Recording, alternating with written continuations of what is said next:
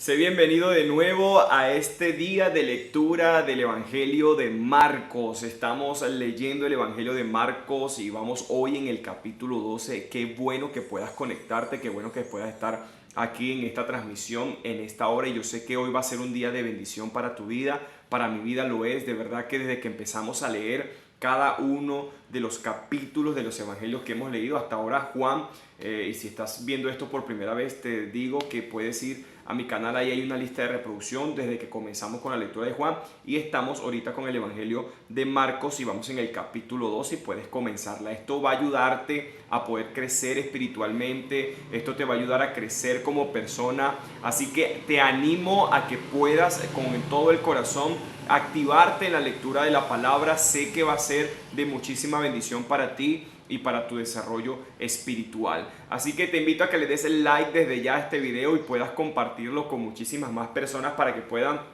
recibir lo que Dios quiere decirles el día de hoy. Vamos a orar y pedir al Espíritu Santo que nos ayude a entender su palabra en el nombre de Jesús. Espíritu Santo de Dios, te damos gracias porque tú eres bueno y maravilloso. Hoy nos colocamos delante de ti, de tu presencia, y te pido, Espíritu de Dios, que tú puedas hacernos entender tu palabra, que cuando leamos podamos comprender lo que nos quieres decir, lo que nos quieres enseñar en este día. Y te damos gracias, Señor, porque sabemos que tú estás en el control absoluto. En el nombre de Jesús, amén. Amén. Bueno, dice Marcos capítulo 12, si estás listo o estás lista, vamos, házmelo saber allí en los comentarios, en el chat, déjame saber si ya te encuentras listo, ya tienes tu Biblia en la mano y vamos a comenzar la lectura del Evangelio de Marcos. Marcos capítulo 12 dice la escritura, después Jesús comenzó a enseñarles con historias. Fíjate que Jesús utiliza mucho lo que son las parábolas y las historias para él poder dar ejemplo de la vida cotidiana, cómo es el reino de los cielos, para que las personas puedan entender de qué se trata el reino. Entonces dice la historia así: un hombre plantó un viñedo, lo cercó con un muro, cavó un hoyo para extraer el jugo de las uvas y construyó una torre de vigilancia. Luego les alquiló el viñedo a unos agricultores arrendatarios y se mudó a otro país. Llegado el tiempo de la cosecha de la uva, envió a uno de sus siervos para recoger su parte de la cosecha. Pero los agricultores agarraron al siervo, le dieron una paliza y lo mandaron de regreso con las manos vacías. Entonces el dueño envió a otro siervo, pero lo insultaron y le pegaron en la cabeza. Al próximo siervo que envió lo mataron. Envió a otros, a unos los golpearon y a otros los mataron, hasta que le quedó solo uno, su hijo, a quien amaba profundamente. Finalmente el dueño lo envió porque pensó, sin duda respetarán a mi hijo. Los agricultores se dijeron unos a otros, aquí viene el heredero de esta propiedad, matémoslo y nos quedaremos con la propiedad. Así que lo agarraron, lo asesinaron y tiraron su cuerpo fuera del viñedo. ¿Qué creen que hará el dueño del viñedo?, preguntó Jesús. Les dirá, irá y matará a los agricultores. Dice Jesús, les diré, irá y matará a esos agricultores y alquilará el viñedo a otros. ¿Nunca leyeron en las escrituras la piedra que los constructores rechazaron ahora se ha convertido en la piedra principal? Esto es obra del Señor y es maravilloso verlo. Los líderes religiosos querían arrestar a Jesús porque se dieron cuenta que contaba esa historia en contra de ellos, pues ellos eran los agricultores malvados, pero tenían miedo de la multitud, así que lo dejaron y se marcharon. Jesús cuenta una historia extraordinaria, es una historia maravillosa, donde nosotros podemos ver claramente cómo el Señor está diciendo que el pueblo, su pueblo, el pueblo que en ese tiempo el pueblo de Israel no lo quería, lo estaba rechazando completamente, y eso fue lo que hicieron, tal cual como esta historia. El Señor les envió, en la historia el dueño envía siervos para advertirles, para ver cómo estaba el viñedo y todo eso. Esos siervos representaban a los profetas que Dios había enviado en tiempo, a diferentes profetas, a diferentes siervos suyos, a anunciarle que se arrepintieran de sus pecados, que se volvieran al Señor de nuevo, pero todos ellos mataron a los profetas. De por sí tenemos en alguna de las historias en el Antiguo Testamento, unos relatos de los profetas dicen: oh tú Jerusalén, que matas a tus profetas, a los profetas de Dios. Entonces vemos cómo todo esto va aconteciendo con el tiempo en la historia, y Jesús está contando este relato precisamente porque Él es el hijo del dueño del viñedo y Él lo envía, y pues también hacen lo mismo con Él. Lo rechazaron, no lo quisieron, lo mataron y lo colocaron fuera de la ciudad, en el Gólgota, en la cruz, fuera del viñedo. Esta historia relata la historia de Jesús. Ahora, ¿cómo nos afecta a nosotros? Sí, porque dice que el viñedo se lo alquiló a otro, que en este caso es a los gentiles, a los que no somos de ese pueblo original, pero que somos de su pueblo también por causa de la sangre de Jesús, porque a todos los que le recibieron y a los que creen en su nombre, les dio la potestad de ser hechos hijos de Dios.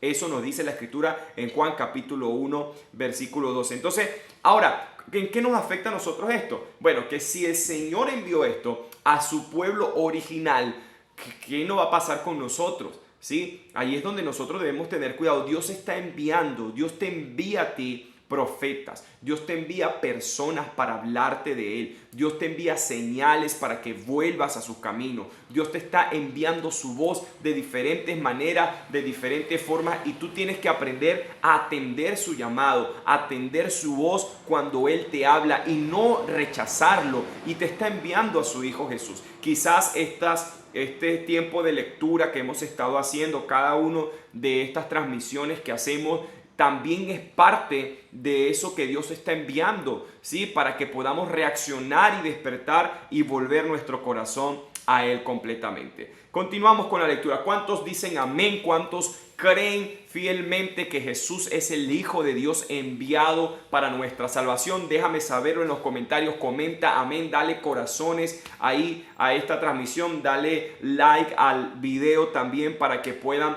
llegar a muchas más personas. Versículo 13. Después los ancianos enviaron a algunos fariseos y partidarios de Herodes para hacer que Jesús cayera en la trampa de decir algo por lo cual pudiera ser arrestado.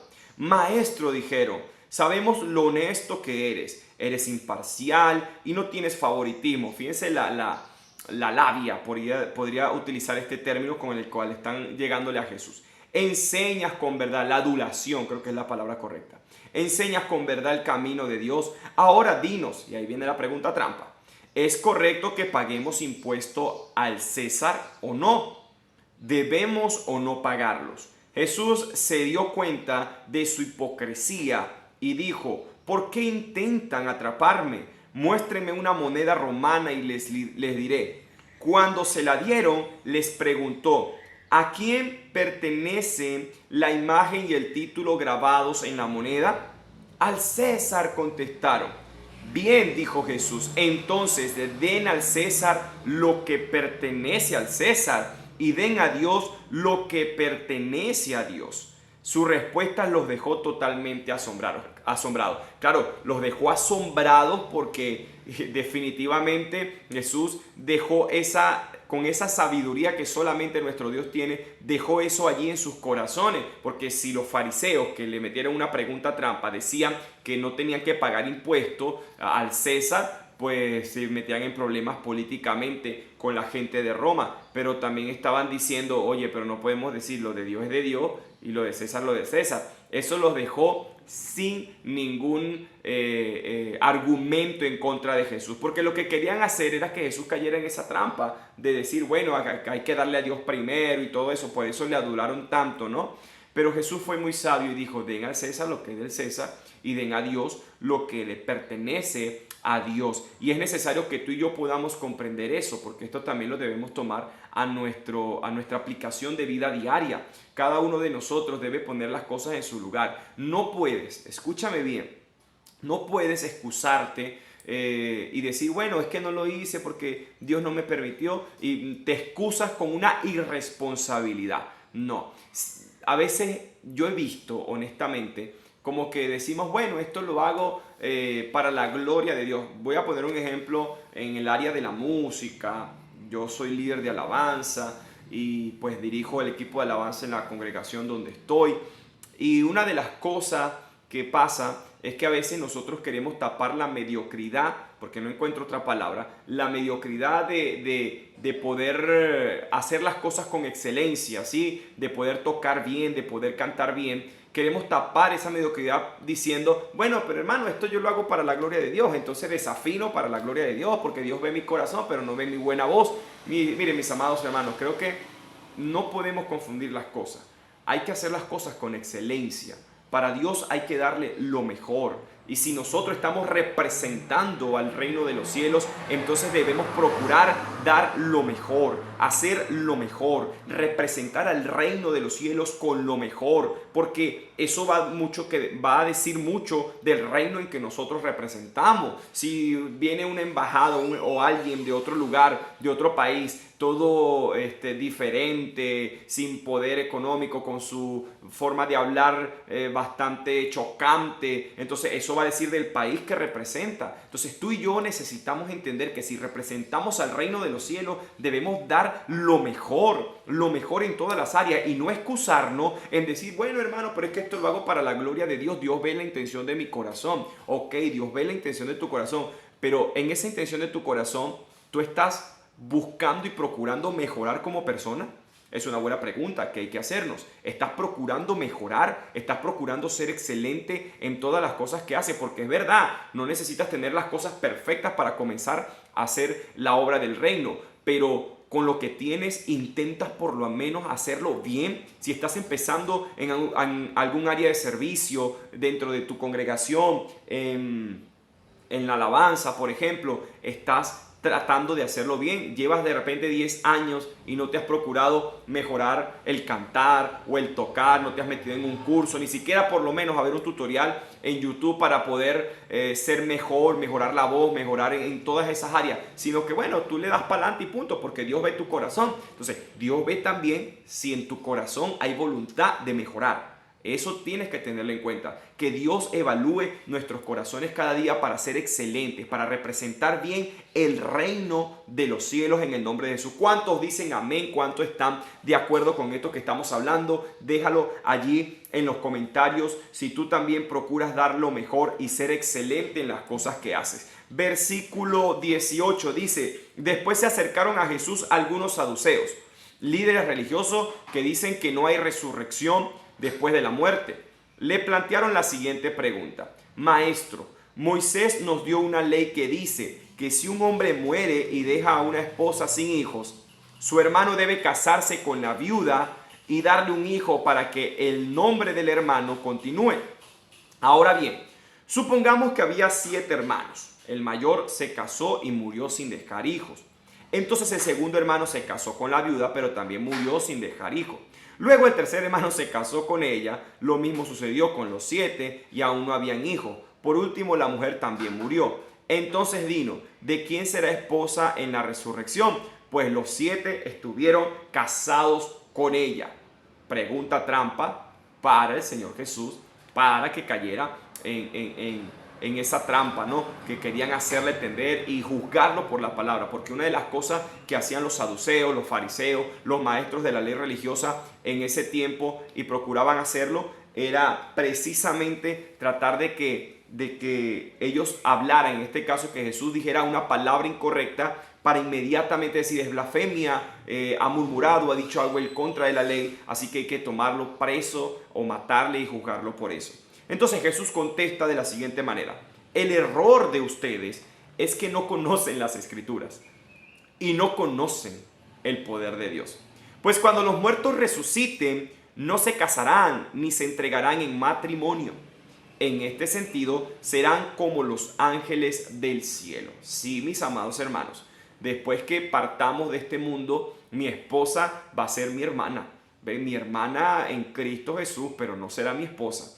Nosotros estaremos, nuestro único esposo, por así decirlo, el único matrimonio que habrá es de Cristo con su iglesia, que somos cada uno de nosotros en general. Por eso Jesús dice acá, en este sentido serán como los ángeles del cielo. En este sentido serán como los ángeles del cielo. Ayer hablábamos precisamente, y si no estuviste el día de ayer, hablábamos un poco sobre el tema del divorcio, que Jesús lo tocaba también allí. y porque le hicieron también una pregunta sobre el divorcio. Entonces, aquí te puedes responder. De repente dice, no, pero ¿de quién era marido? ¿Del uno, del otro? Porque se casó 3 veces. Bueno, allá cuando partas con el Señor ya es diferente. Y si quieres saber eso sobre el divorcio, ve al video anterior, allí lo explico claramente. Versículo 26 dice, ahora bien, en cuanto a si los muertos resucitarán, nunca han leído acerca de esto en los escritos de Moisés. Fíjate, date cuenta que a Jesús, ¿sí?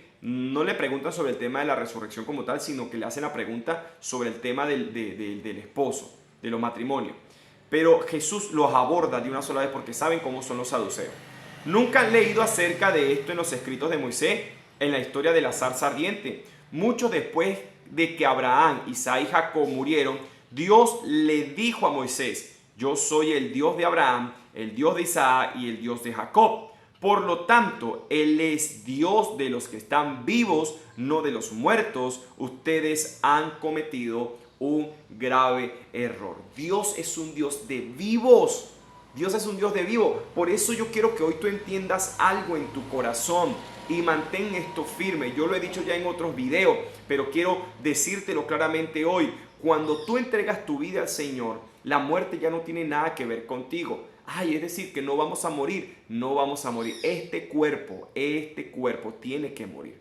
¿Sí? En algún momento tiene que morir el cuerpo, ya sea con la venida de Cristo, ya sea con que partamos antes de la venida de Cristo, pero este cuerpo está contaminado y necesitamos un cuerpo nuevo, y ese cuerpo nos lo está preparando Jesús a cada uno de nosotros, porque Él es el que murió y resucitó. Entonces tiene la capacidad de preparar cuerpos glorificados. Por eso dijo, voy a la casa de mi Padre a prepararles morada a cada uno de ustedes. Dios nos está preparando un cuerpo glorificado. Por eso dice que en ese sentido seremos como los ángeles. Ahora, aquí está hablando claro que Dios es un Dios de vivos. Cuando una persona en Cristo muere, por así decirlo, en esta tierra, parte de este mundo, esa persona no está muerta, esa persona sigue viva, pero está en el reino de los cielos, ha trascendido al reino espiritual donde se encuentra con Cristo, pero ya no está en este plano físico como tal, sino esperando a la resurrección en el milenio cuando Cristo venga y ahí estemos todos juntos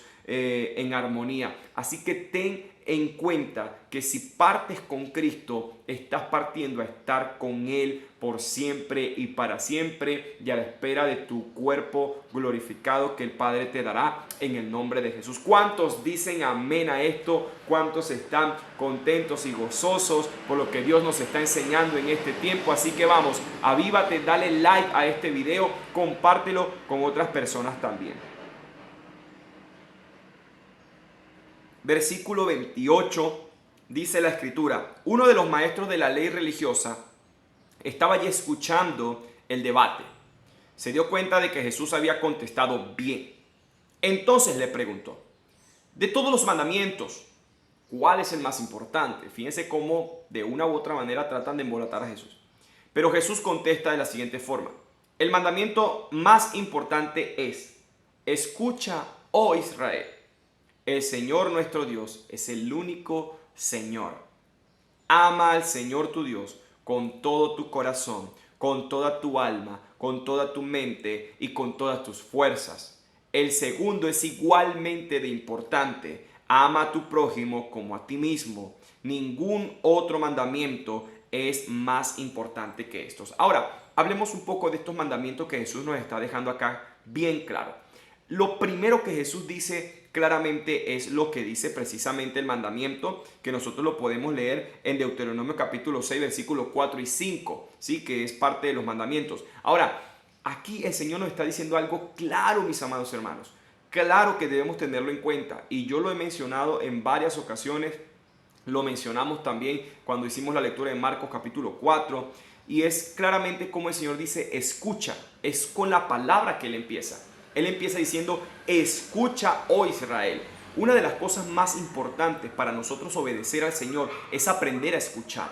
Si tú escuchas atentamente la voz de Dios, si tú atiendes a su palabra, tu fe va a aumentar. Por eso dice la Escritura que la fe es por el oír y el oír la palabra del Señor. Entonces, Mantente escuchando la palabra, edifícate leyendo las escrituras y eso va a traer a tu vida ese amor cada día más a Dios y hacia tu prójimo. El primer mandamiento es amar a Dios con todo y el segundo dice es igualmente de importante. No quiere decir que el segundo mandamiento es menos, no, es tan igual como el primero. Ama a Dios y ama al prójimo. Es decir, no es una cuestión de orden. Sí, no es que primero ama a Dios y después ama al prójimo. No, es igualmente de importante que tú ames a Dios con todo y que tú ames a tu prójimo como a ti mismo. Cuando tú logras amar a tu prójimo, entonces no le vas a hacer daño, no vas a robarle, no vas a matarle, no le vas a codiciar la mujer, no vas a hacer todos esos mandamientos que el Señor nos ha dejado, porque va a haber amor en tu corazón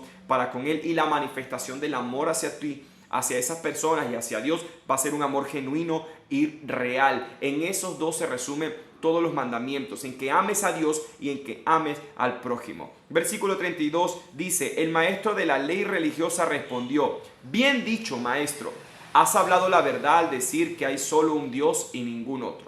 Además, yo sé que es importante amarlo con todo mi corazón y todo mi entendimiento y todas mis fuerzas y amar a mi prójimo como a mí mismo. Esto es más importante que presentar todas las ofrendas quemadas y sacrificios exigidos a la ley. Al ver cuánto entendía el hombre, Jesús le dijo, no estás lejos del reino de Dios. Es decir, este hombre que estaba aquí tenía un entendimiento y cuando Jesús le da la respuesta, este hombre dice, no, de verdad me has dado la respuesta correcta, eres un tremendo maestro, es verdad lo que estás diciendo y por eso Jesús prácticamente casi que le da un empujón y le dice, estás tan cerca del reino porque estás claro del propósito, del amar, del poder hacer las cosas correctamente, estás totalmente claro en eso. Ahora, versículo 34 leíamos, Jesús le dice, no estás lejos del reino de Dios y a partir de entonces nadie se atrevió hacerle más preguntas a Jesús. Muchas veces nosotros estamos cerca del reino porque sabemos la palabra, ¿sí? Porque sabemos la palabra, sabemos las escrituras, sabemos lo que dice. Pero la pregunta es la siguiente, ¿cuánto estás tú practicando la palabra? Porque este hombre sabía las escrituras, este hombre sabía y conocía, por eso le dijo, es verdad lo que estás diciendo, Jesús. Y Jesús prácticamente le está diciendo, ok, el conocimiento que tienes te hace estar cerca del reino, pero ahora lo que tienes que hacer es practicar lo que acabas de decir, poner en práctica la palabra, es decir, renunciar a todas esas leyes humanas que estás teniendo y comenzar verdaderamente a obedecer la palabra del Señor y ponerla por obra. Hoy Dios te dice lo mismo a ti y a mí. ¿Estamos nosotros dispuestos a poner por obra la palabra? No solamente lo que sabemos, sino en realidad ponerla por obra. Allí es donde debemos meditar. Y si tú estás dispuesto a ponerla por obra, vamos, deja un amén, un aleluya ahí fuerte en los comentarios, un gloria a Dios, porque sé que el Padre te está hablando el día de hoy. Versículo 35 dice, tiempo después, Jesús estaba enseñando al pueblo en el templo y preguntó, ¿por qué afirman los maestros de la ley religiosa que el Mesías es hijo de David? Pues el propio David, mientras hablaba bajo la inspiración del Espíritu Santo, dijo, el Señor le dijo a mi Señor, siéntate en el lugar de honor a mi derecha, hasta que humille a tus enemigos y los ponga por debajo de tus pies. Ya que David mismo llamó al Mesías mi Señor, ¿cómo es posible que el Mesías sea su hijo? La gran multitud se deleitaba al escucharlo. Es que ¿quién no se va a deleitar escuchando las palabras? Ahora imagínense, si nosotros nos deleitamos leyendo la palabra de Dios, lo que Jesús decía, ¿cuánto no se deleitaban esos hombres que lo escucharon en vivo y en directo en ese tiempo, que atendían a lo que él decía y que eran más cosas? Porque hay muchas cosas que no quedaron registradas en los escritos de lo que Jesús hizo. ¿Cuántas cosas maravillosas no hizo y dijo Jesús para poder deleitarse y darse un banquete con todo lo que él estaba enseñando? Jesús también enseñó lo siguiente: cuídense de los maestros de la ley religiosa, pues les gusta pavonearse en túnicas largas y sueltas y recibir saludos respetuosos cuando caminan por las plazas. Y como les encanta ocupar los asientos de honor en las sinagogas y sentarse a la mesa principal en los banquetes, sin embargo estafan descaradamente a las viudas para apoderarse de sus propiedades y luego pretenden ser piadosos haciendo largas oraciones en público. Por eso serán castigados con más severidad. Debemos tener muchísimo cuidado de no tener tampoco nosotros esta intención en nuestro corazón, porque a veces hoy en día se está presentando que quizás hay un espíritu de estos mismos maestros de la ley religiosa, de ese mismo ser fariseos actuales, donde de repente lo que nos gusta es que nos admiren, que podamos estar sentados en primeros lugares y todo eso, y allí es donde debemos tener cuidado de que nuestro corazón no caiga en esa trampa. Ten cuidado de que tu corazón no caiga en esa trampa. Mantente humilde. Dice Primera de Pedro capítulo 5. Esto para mí ha sido un rema y es un rema del cual yo me apropio y oro casi todos los días. Me recuerdo de esta palabra y estoy meditando en ella. Humíllense pues bajo la poderosa mano de Dios y Él los exaltará cuando fuere tiempo. Debemos procurar humillarnos, mantenernos humildes delante del Señor y que Él pueda tomar nuestro corazón y doblegar todo orgullo que quiera sentirse admirado, que quiera sentirse grande, como si fuéramos merecedores de algo. No somos merecedores de nada. Recibimos todo por gracia, la salvación por gracia, la vida por gracia. Todo ha sido un regalo de Dios. Así que no te sientas como que si te mereces algo como tal, sino que en realidad puedas en tu corazón tener siempre la sensibilidad y la gratitud de que todo lo que tienes es por la gracia del Señor. ¿Cuántos dicen amén? ¿Cuántos saben que todo lo que tienen es por la gracia de nuestro Señor? Versículo 41 dice: Jesús se sentó cerca de la caja de las ofrendas del templo y observó mientras la gente depositaba su dinero. Muchos ricos echaban grandes cantidades. Entonces llegó una viuda pobre y echó 2 monedas pequeñas. Jesús llamó a sus discípulos y les dijo: les digo la verdad, esta viuda pobre ha dado más que todos los demás que ofrendan, pues ellos dieron una mínima parte de lo que les sobraba, pero ella, con lo pobre que es, dio todo lo que tenía para vivir. Y aquí termina esta lectura de Marcos capítulo 12 con una enseñanza sobre el hecho de dar, de ofrendar. Mis amados hermanos, cuando tú vayas a dar una ofrenda en la iglesia o a donde Dios te diga que la vayas a dar, dala con todo el corazón. Dala no de lo que te sobre, no como que bueno, voy a dar esto, bueno, aquí está esto que me sobra, ve, no, si vas a dar algo, da lo mejor, lo mejor. Abel dio lo mejor de su corazón. Caín, dice la palabra que Dios despreció a Caín y su ofrenda. Fíjate que no dice que despreció solamente la ofrenda de Caín, sino a Caín, porque es que el detalle está que Dios está viendo la ofrenda.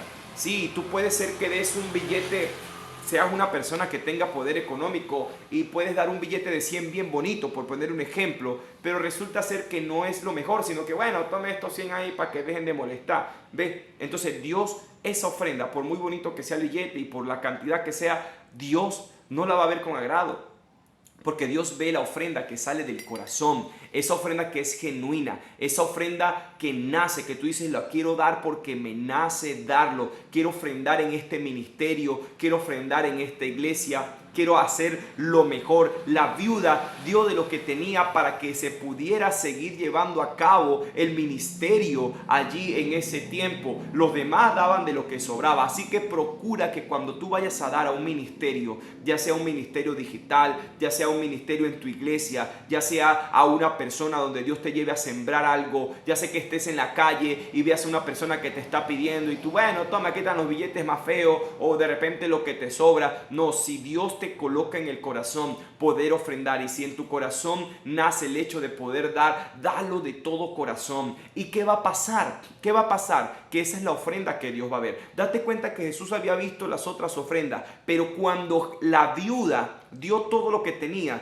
no solo Jesús lo vio, sino que Él llama a los discípulos y les dice: miren lo que esta mujer acaba de hacer. Esta mujer, de la pobreza de su corazón, dio todo lo que tenía. Entonces, ¿qué pasa? Cuando tú ofrendas con todo el corazón, el mismo Dios va a hacer que tu ofrenda que fue en secreto la va a recompensar en público. Dios te va a traer una recompensa pública. Dios te va a traer una sobreabundancia de todo lo que tú has ofrendado en secreto, porque Él mismo es el que se va a encargar de hacer público lo que estás haciendo. Vamos, ¿cuántos dicen amén allí en el chat? ¿Cuántos ofrendan con todo el corazón? ¿Cuántos siempre están dispuestos a dar con todo el corazón? Dios es un Dios maravilloso. Si en tu corazón está poder ofrendar en tu iglesia, en algún ministerio, hazlo con todo el corazón. El reino del Señor va a seguir expandiéndose muchísimo más cada día en el nombre de Jesús, y Dios va a ver que tu ofrenda ha contribuido a eso y te va a bendecir mucho más. Bueno, mis amados hermanos, hasta aquí nuestra lectura de Marcos capítulo 12 del día de hoy. Estaremos el lunes, ¿sí? Estaremos continuando. Recuérdense que mañana estaremos en nuestro tiempo de oración a las 9 de la noche, oración en vivo a las 9 de la noche. Así que si tienes alguna petición de oración, y si de los que ya han estado haciendo oración y hemos estado orando tienes algún testimonio que dar, vamos, escríbeme para poder dar testimonio de eso que hemos estado orando y de la respuesta que Dios ha ido trayendo a algunos de ustedes en el nombre de Jesús. Si necesitas oración, si sabes de alguien que necesita oración, si necesitas activarte en la oración, no te pierdas mañana a las 9 de la noche nuestro tiempo de oración en vivo por el canal de YouTube. Así que bueno, que la paz de Dios sea contigo cada día más. Si estás viendo esto ahorita, ya vas a ir a dormir, a descansar, que tengas una buena noche. Si estás viendo esto en repetición, pues que la paz de Dios sea contigo cada día más. Que Dios les bendiga mucho, mucho, mucho. Y estaremos continuando nuestra lectura el día lunes, 10 de la noche. Recuérdate que nos quedan 4 capítulos nada más y terminamos la lectura del Evangelio de Marcos, que ha sido extraordinaria y Dios nos ha hablado de una manera especial. Que la paz de Dios sea con todos ustedes, que Dios les continúe bendiciendo y bueno, un abrazo para todos ustedes. Bendiciones.